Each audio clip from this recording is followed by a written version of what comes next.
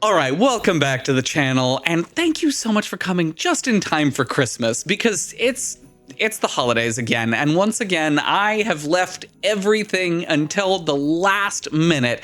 And so this is for all of you out there who are shopping for your Dungeon Master at the very last second. I know how it feels, but I like to tell myself that nothing says that I care about you quite like a late Christmas gift. Or it says that you really thought about what they wanted as a gift. Or maybe it just tells them that you have ADHD. I don't know.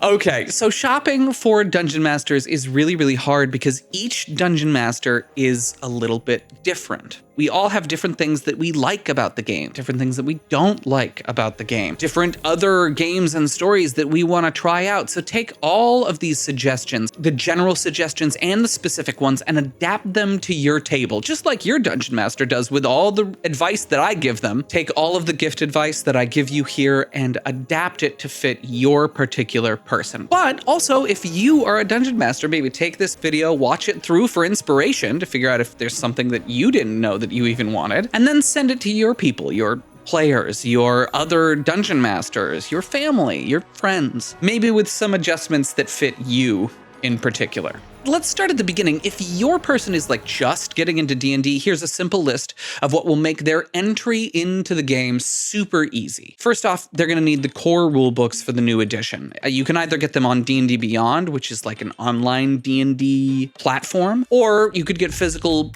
books. It's your choice, whatever you think is going to suit them better.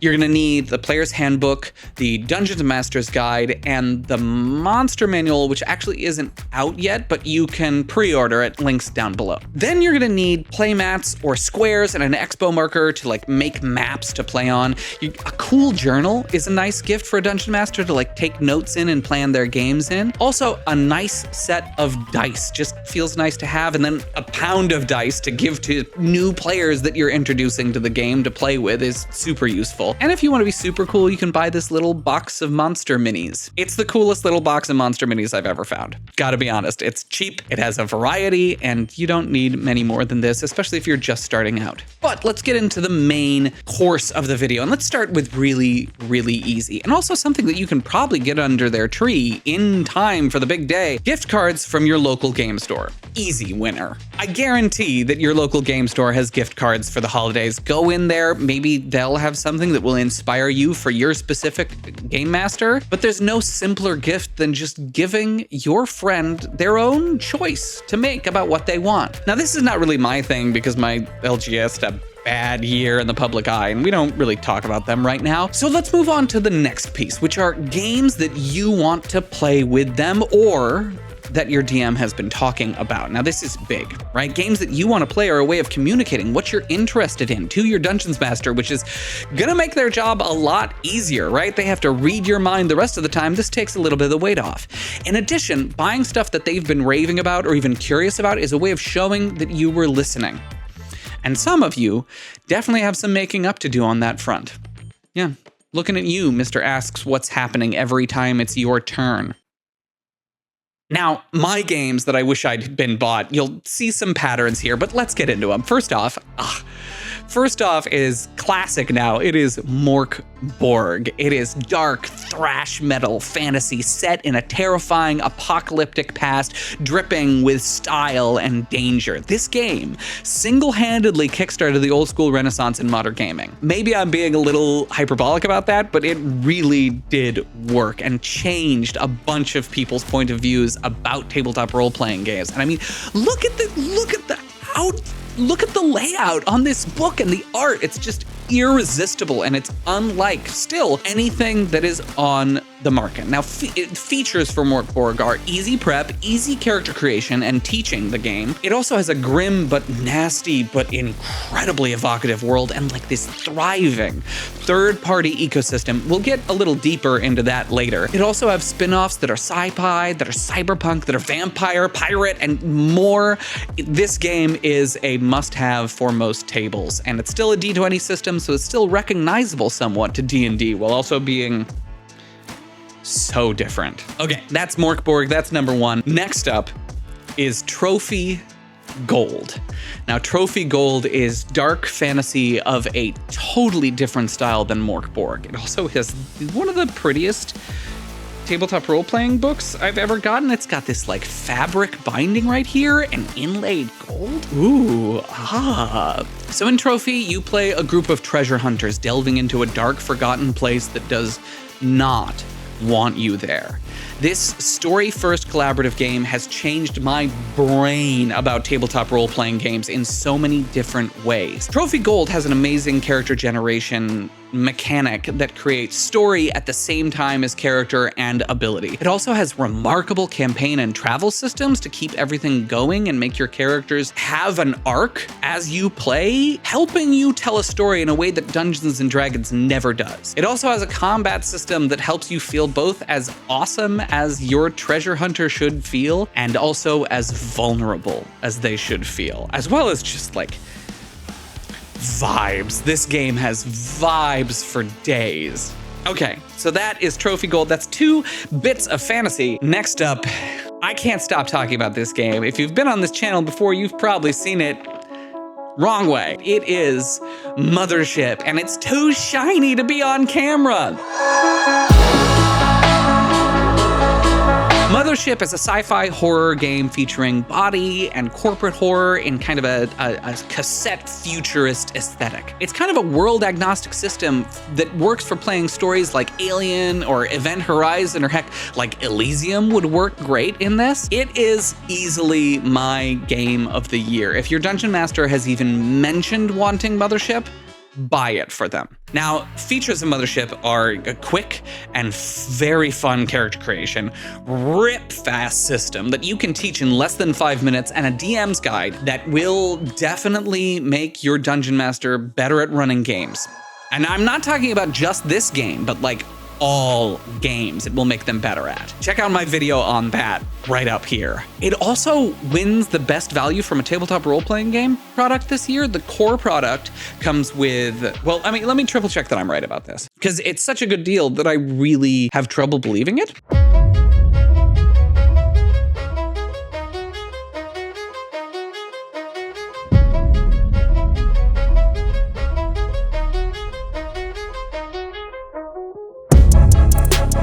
So the first edition box set comes with the Player's Survival Guide, which is your player's handbook, the Warden's Operations Manual, the Dungeon Master's Guide, Unconfirmed Contact Reports, which is this big story-first monstrous bestiary for spooky things, the Shipbreaker's Toolkit, which is everything that you need to run a ship. It's the weirdest way to say it. It's got the ship rules. It also comes with another Bug Hunt, which is the introductory and like core module for Mothership, and which is so spooky and so cool. I'm 2 games into it right now, and my players are loving it. It also comes with punchboard pawns, a double-sided poster map, a D100 dice set, and a panic die, which is a little D20, a freaking Dungeon Master's screen, which is really a great screen. And then you also get PDF downloads of all the stuff, which is delivered via email if you buy it. I bought this in my local game store, and Tuesday Night Games gave me no hassle about giving me the PDFs.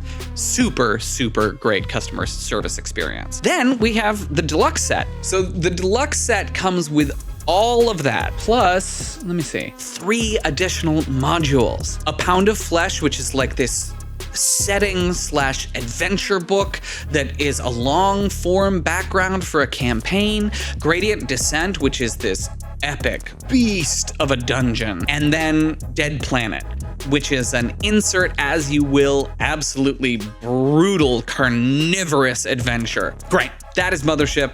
I love this thing. I know you will too. I know that your Dungeon Master will too. Alternatively, if you think that a whole new game would be too much, get them an expansion for a game they're running or that they want to run, especially one that you are excited for. Now, the expansions that I wish my players had gotten me are from D&D.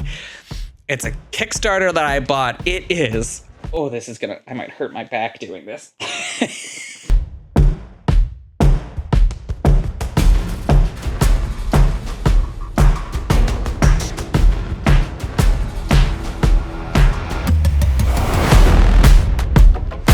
Heliana's Guide to Monster Hunting. This is the best Kickstarter I have ever backed. It is a collection of adventures that are these epic monster hunts. It is a D&D 5e product, and it features new player options, including what's basically a Pokemon trainer class. There are subclasses that are related to food and monster hunting. There's a super in-depth crafting system and dozens of new magical items, as well as 11 hunts, which are adventures with multiple different challenge ratings attached to them. So they're modular depending on what campaign you want to throw them into and at what time. And also a bunch of new, incredibly adorable familiars. And this main big box comes with a lot of extra stuff.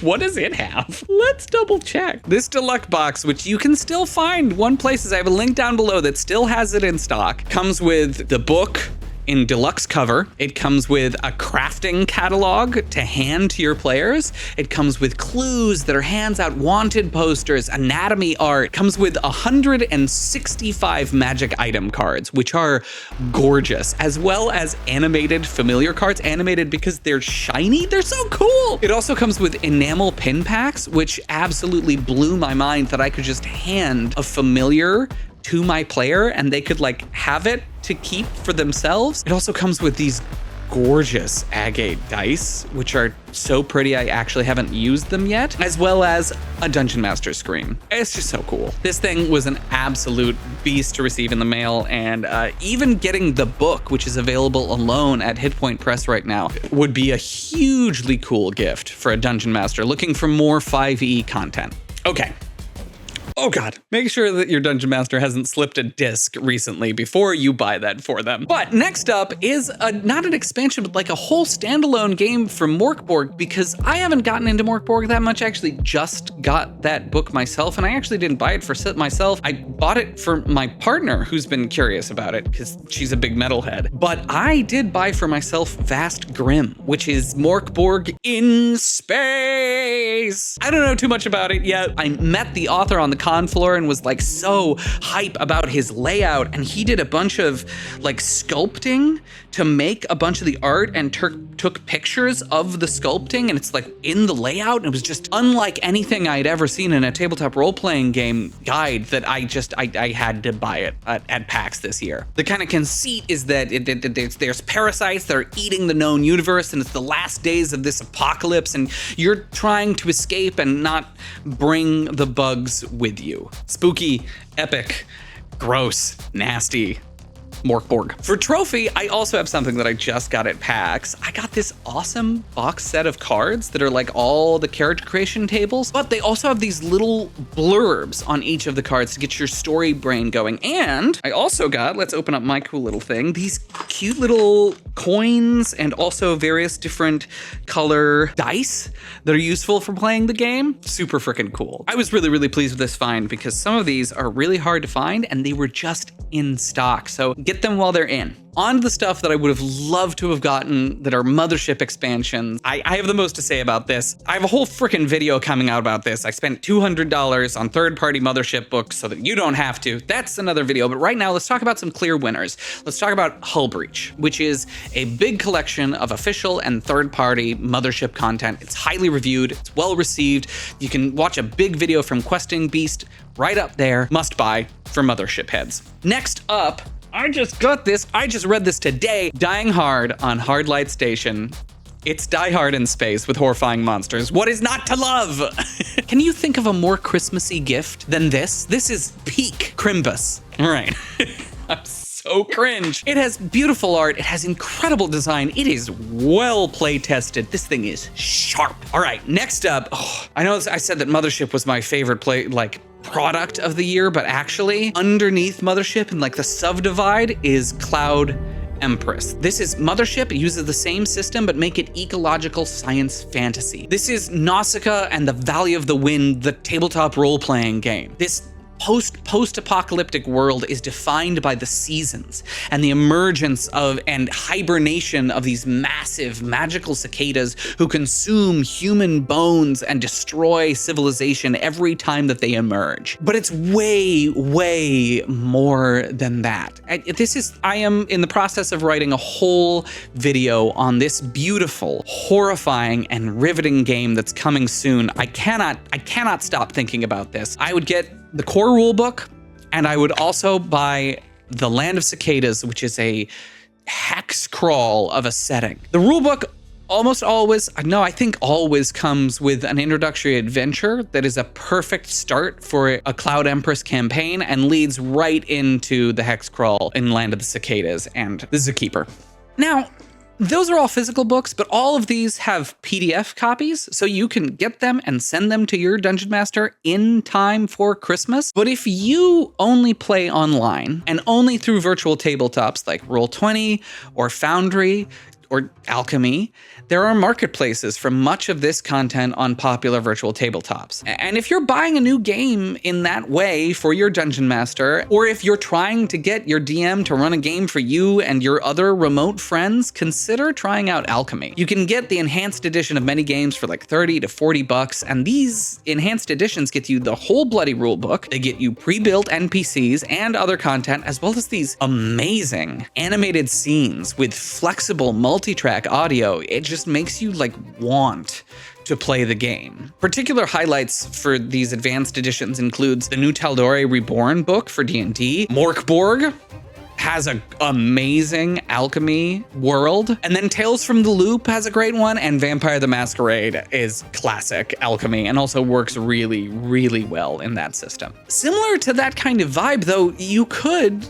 pledge to a Kickstarter, especially a Kickstarter that your DM missed. Nothing sucks as much as not being able to get the dough together to pledge to a project that you really believe in. And most of the things on this list that I have talked about so far started out as Kickstarters. So there's a couple things that I pledged to, but I almost missed this year. The first is Mech Borg. It's like Mork Borg, but make it mech. And it also comes with a miniature agnostic war game, which I thought was so cool. Then there's The Between, which I talk about on this channel all the time. It's a story-first game that feels like Penny Dreadful and has the most revolutionary storytelling mechanics I've ever encountered in a game. And finally, back to Mothership. Mothership's Wages of Sin Kickstarter just ended. So when the backer kit opens up for late pledges, jump on it. Tuesday Night, who makes and publishes Mothership, they really don't make bad stuff, and I really do not say that lightly. Okay, so we have talked our absolute heart out about modules and games, but let's go on to more physical and tangible things. Let's talk about some cool and useful dungeon mastering gadgets. So getting gadgets for your dungeon master is super dependent on what type of DM you have, but I have one kind of for every single one of these. Do they like miniatures? Check out Epic Encounters. Each Epic Encounter box comes with a pre-written encounter and different stat blocks, and also some really cool miniatures. Check this out. Actually, I keep him right here because I am so proud of him. This is my Frost Giant miniature from Epic Encounters that I painted up all the way, and I'm so proud of him. He's the one thing that's not Warhammer that I've painted in recent times, and running this encounter was an absolute blast, and slamming this thing on the table, oh, it made my players quake in their boots. It was really, really cool. They have a bunch of different ones. They're not all big monsters. A bunch of them are like more horde, and they come with a bunch of different types of stat blocks. They're really, really cool. My friend Harsinger has done some awesome reviews of them. Watch the videos up there.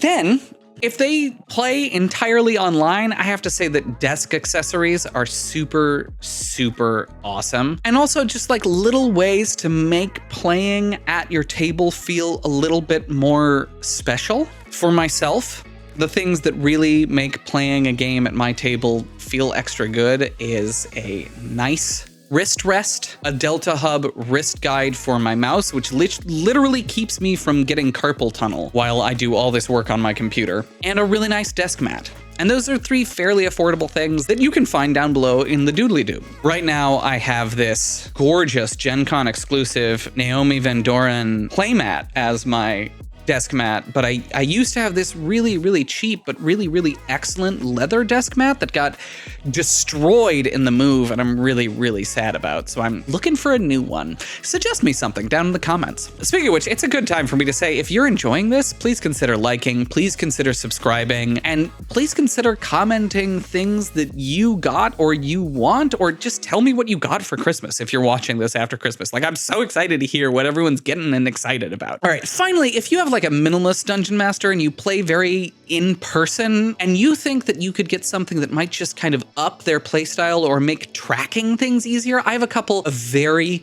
simple, very affordable buys. The first is these little condition rings. Oh my goodness, this makes tracking conditions in Dungeons & Dragons and other games, because they're kind of like shared across all the games, really, really easy. They're color coordinated. There's a bunch of different people who make them. I've put one that I trust down below in the doodly-doo. Next is something that I don't think I could run games in person without anymore, and that is the Pathfinder combat pad. Yeah, I don't play Pathfinder 1E or 2E anymore, but oh man, is this the perfect combat pad. It has all the little tacks. It has a round tracker. It has a place to put notes. It's just got everything that I want from Initiative Tracker. And honestly, I wish that the VTT Initiative Trackers had more elements of this in them. Finally, this is my personal favorite in-person dungeon mastering accessory, and it's so silly because it's the cheapest thing, I think, on this entire list. It is dry erase dungeon tiles.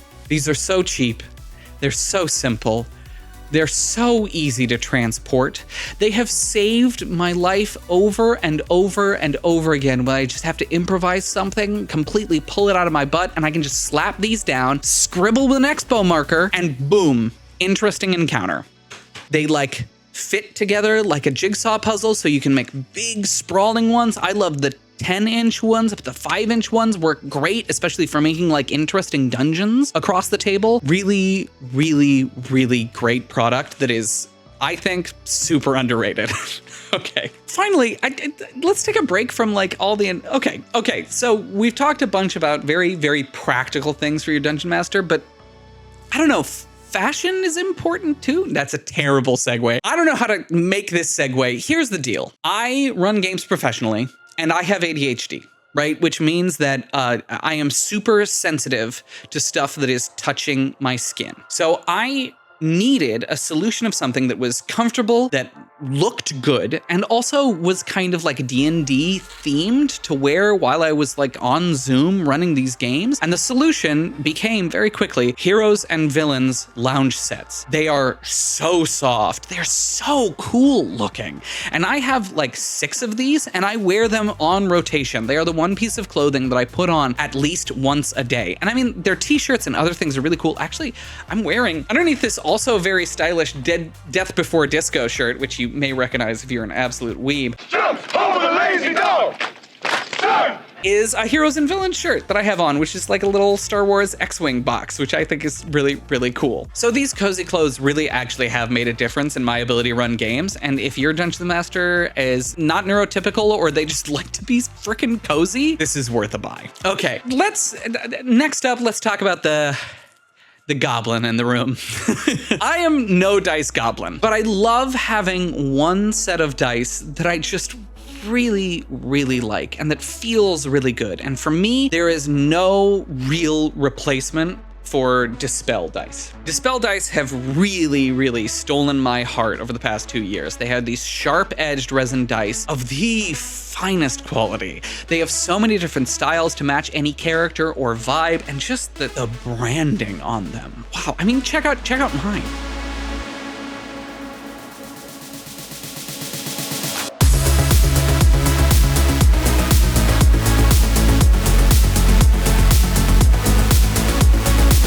They're these gorgeous rose dice, and the lettering is so clear that I can read them at a distance, so I can like roll them into the table and still be able to read them from ways away. And my wife got these hilarious Frog Wizard dice. I don't know, she got some from me at PAX Unplugged, which we just came back from. I know, because she went there, she told me to stay, and she went to the frickin' Dispel dice table, and I saw her looking back at me, and I checked out and was probably buying some product when, but then she was back.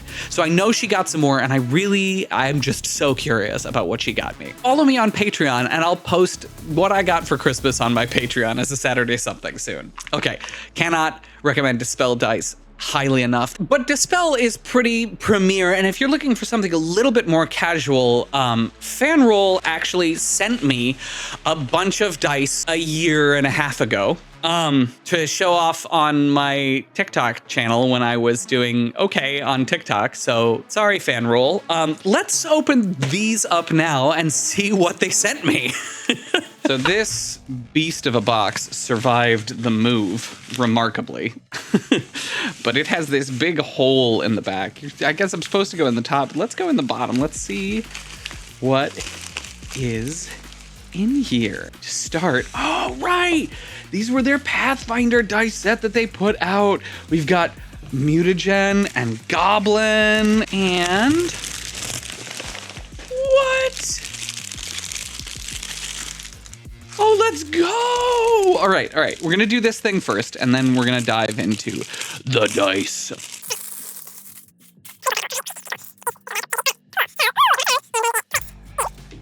And now it's just a little scroll. But how does this...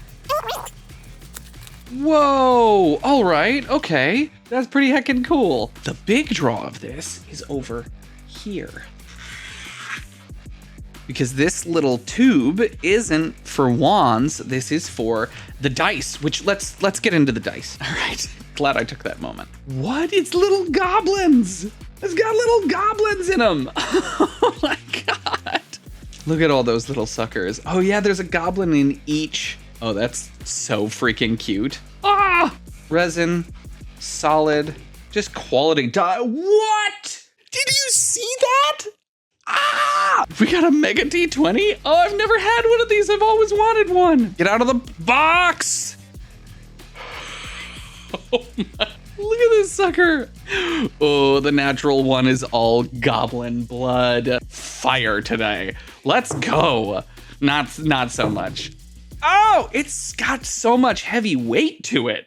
Out of this world pleased with these. Okay, so I'm actually like technically a Fanroll affiliate, so if there's a link down below in the description, if you click through there, I've selected some cool dice that I think would be good to buy for Christmas, and if you buy those, you will indeed support the channel at least a little bit, and maybe get me back in Fanroll's good graces a bit. That is ADHD at work. But that's it for kind of the little ticket items, for the things that you can buy for your dungeon master, the things that you can buy for your friend, for like a family member. But I also wanted to give some options for a couple things that have truly changed my process as a dungeon master. I have chosen 3 big ticket items that have really, really made a difference for me in how I process and how I work as a dungeon master. These are definitely not for everyone, but if your dungeon master is your spouse, or if they've just been really, really good this year, or if they've had a rough year, or if you have been not so good this year and you have some making up to do, or you could get your whole group together and get them something really awesome. So one of these might be a good option for them. All right, first up is my iPad Air. This thing has, changed my life in a lot of ways, I gotta be honest. So things that I use my iPad for DMing is 1, quickly taking notes during games. I also manage and flip through PDFs, and I love reading them cozily on the couch or at a coffee shop is one of my favorite things to do. And I get a lot of PDFs. Everything that we just talked about earlier, your dungeon master may be swimming in PDFs.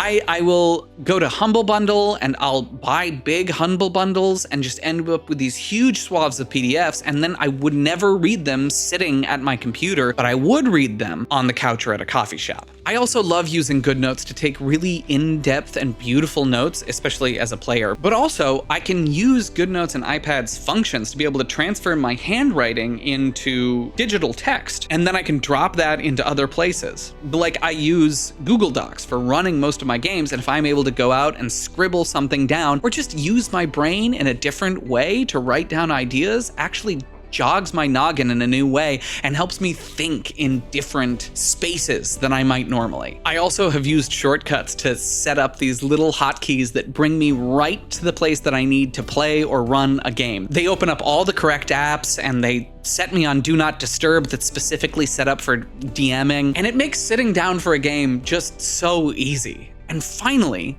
GoodNotes has even been the virtual tabletop from my Vampire the Masquerade game, because I can share and collaborate on those documents online, allowing other people to watch while I'm literally able to draw out things like relationship webs or battle maps or whatever it might be. So my iPad has changed my life, and I also have it in this really cool leather case that just makes it feel even better, and I sometimes I mount it on my computer as well so that I can have it here for running games. Next up, I don't actually have installed in the house yet, but Leah and I have invested in a lot of Philips Hue bulbs. And if you don't know what they are light bulbs that have little Bluetooth chips inside of them and are also fully LED gamer LED vibe, right? But that means that you can change the vibe in a room entirely, and it can all be done through your phone. So while your players are going through the forest, you can hit a button and suddenly greens will start to pop up in the corners of the room. They can go into combat and you can press a button and boom, reds. Oh, it's so cool. Honestly, I have used them for aesthetics and gaming, but I really, really like using them for relaxing. There's nothing like putting on the Tokyo setting and vibing out to some retro wave while I lay down and let my brain expand. And last, but surely not least, this is the newest addition to my setup. And I don't have a perfect place for it yet. Admittedly, I bought it personally for filming videos, which it does great, but in a world where we spend so much time on Zoom, hanging with friends, playing games, I think literally every single person should have one of these. What is it?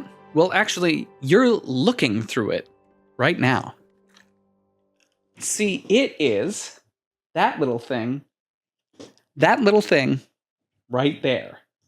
It is the Elgato Prompter. Now, prompters are traditionally incredibly expensive. For anyone who's ever worked in film or TV, I bet I sound a little insane just saying that everyone should have a prompter, but this thing is remarkable. It plugs right into my PC. It's set up like that. It also works with Mac, but it isn't just a prompter. It also functions as another monitor for me. So I can set Zoom onto here, and when I look at the Zoom call, it actually looks like I'm looking at you. It gives this little boost of real connection and also serves as another mini monitor, which is, I mean, frankly, that's just another cool boost. So with D&D, I can put Zoom up there, right? I can be talking directly to my players and it looks like I can actually interact with them. I can drop a description into the prompter and it will literally scroll as I read it, and it will have the effect of me telling a story to my players like I'm in the room with them.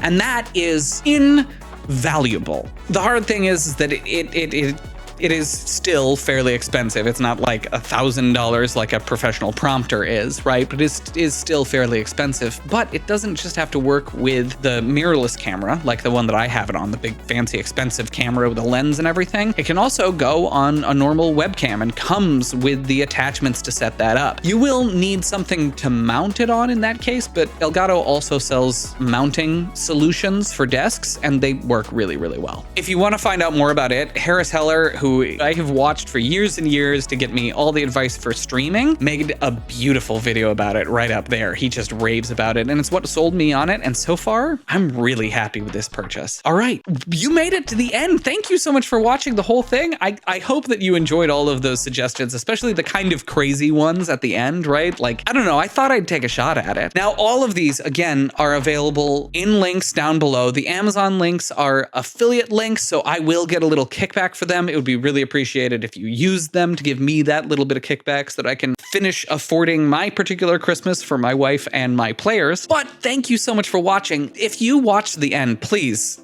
tell me in the comments, but also like, subscribe, hit that notification bell. And if you like this content and this is really valuable to you and you like my other content as well, please consider heading over to patreon.com/milesawaygames and pledging $1 or more. $1 will get you early access to my Saturday Something, which comes out every Saturday. And it's this tabletop role-playing game stuff that I'm thinking about. $5 will get you access to my brand new live streaming tier for patrons so that I can get to know you and we can build stuff together. And then for $10, I have a limited space in a playtesting tier, which will allow you to get access to whatever I'm like really working on and tinkering around with for full publication in the near future, I hope. Thanks again for watching. I appreciate you so much. Stay miles away from boredom, and I'll see you next time.